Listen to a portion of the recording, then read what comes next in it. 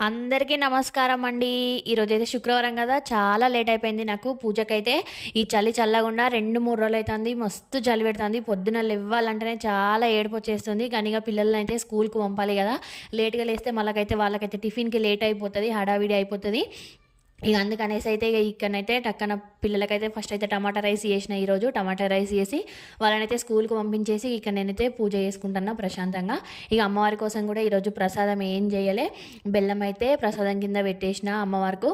ఇగ చక్కగా పూలతోటి అలంకరణ చేసేసి ఇక నేనైతే దీపారాధన ఇక్కడ నాదైతే కంప్లీట్ అయిందండి. మళ్ళీ మా ఆయనకు టిఫిన్ పెట్టాలి. ఆయన 10 వరకు మళ్ళీ డ్యూటీకెళ్తాడు. ఇక ఆయనకైతే మళ్ళీ రైస్ పెట్టేసి మళ్ళీ ఆలుగడ్డ కర్రీ అండి ఆయనను కూడా డ్యూటీకి పంపేసిన. పిల్లలకైతే టమాటా రైస్ చేసిన చాలా బాగొచ్చింది. రెసిపీ కావాలంటే తప్పకుండా కామెంట్ చేయండి. ఓం శ్రీమాత్రే నమః. ఓం శ్రీమాత్రే నమః. అందరూ బాగుండాలి, అందులో మేము కూడా బాగుండాలని ఆ దేవుని